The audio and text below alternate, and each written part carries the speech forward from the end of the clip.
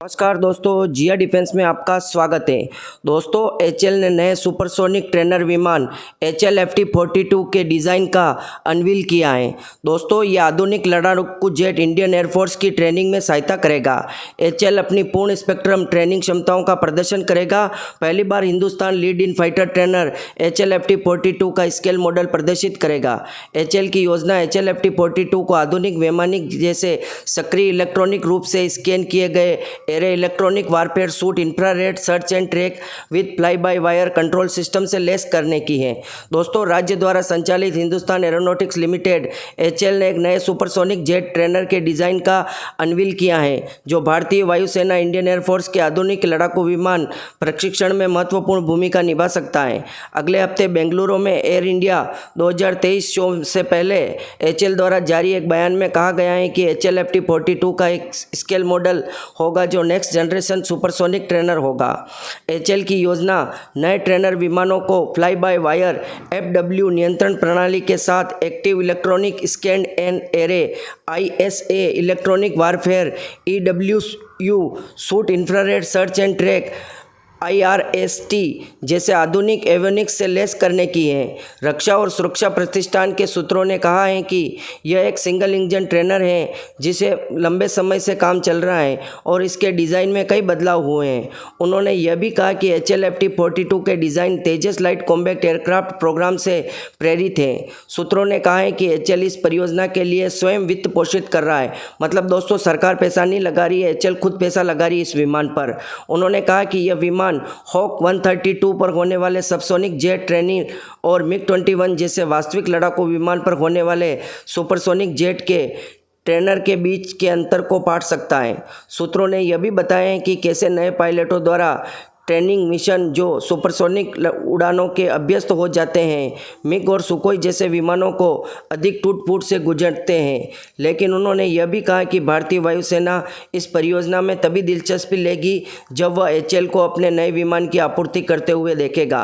हालांकि एचएल के सूत्रों का कहना है कि यह परियोजना काफ़ी हद तक साध्य है और अब यह सबसे छोटा विकास कार्यक्रम साबित होगा। उन्होंने कहा कि नए सुपरसोनिक ट्रेनर में निर्यात की भी अपार संभावना है। स्विस निर्मित पिलाटस और बदलने के लिए नया विमान।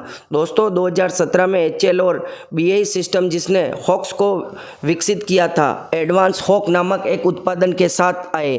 BAE सिस्टम ने तब कहा था कि हॉक्स पर नई सुविधाओं से अधिक महंगे फ्रंटलाइन विमानों का प्रशिक्षण की मांग कम हो जाएगी, परिचालन कार्यों के लिए अतिरिक्त क्षमता पैदा होगी और ट्रेनिंग अधिक लागत प्रभावी होने के साथ साथ संरचित भी होगा।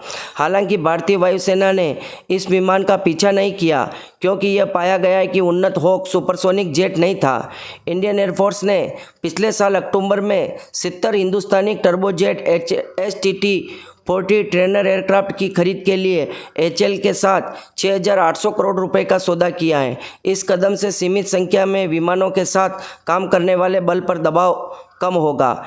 HTT-40 एक ऐसी परियोजना थी जिसे इंडियन एयरफोर्स द्वारा शुरू में इसके भाग लेने से मना करने के बाद एचएल द्वारा आंतरिक रूप से वित्त पोषित किया गया था। दोस्तों, नया विमान इंडियन एयरफोर्स पायलटों के ट्रेनिंग के पहले चरण का हिस्सा होगा।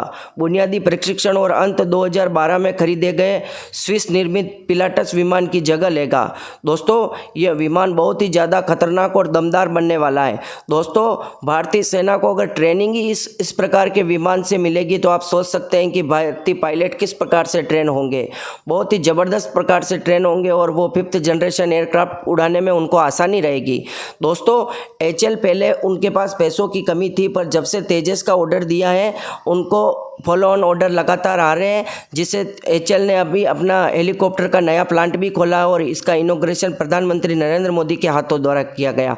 दोस्तों, पहले एचएल के पास एयरक्राफ्ट और हेलीकॉप्टर बनाने की जगह एक ही थी, तो दोस्तों वो काम बहुत धीमा चलता है और एचएल चाहता है कि एचएल की एक ही कमी है कि वो काम बहुत धीरे करता है। पर दोस्तों, एचएल अब नए नए प्लांट खोलकर इस देरी का सामना किए बिना वो एयरक्राफ्ट की डिलीवरी समय पर देने की इच्छा रखता है। दोस्तों एचएल इसलिए बहुत ज़्यादा काम कर रहा है और बहुत ज़्यादा भर्तियां भी कर रहा है ताकि एयरक्राफ्ट भारत को समय पर मिल सके, क्योंकि दोस्तों एचएल को पता है कि तेजस MK1 के ऑर्डर के बाद मुझे तेजस MK2 भी मिलेगा, एमका का ऑर्डर भी मिलेगा, टेडबीएफ का ऑर्डर भी मिलेगा।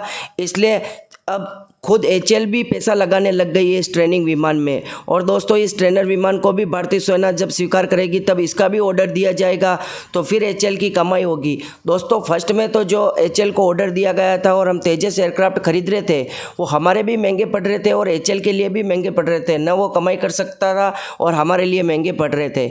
उसका कारण था दोस्तों कि एचएल एक बार शुरू से काम करने लगा था और उसको सब सेटअप करने के लिए बहुत सारा पैसा खर्च होता है। पर दोस्तों एक बार उसने सब सेटअप कर लिया है अब तो वो तेज गति से विमानों का निर्माण करेगा और तेज गति से इंडियन एयरफोर्स को डिलीवरी करेगा।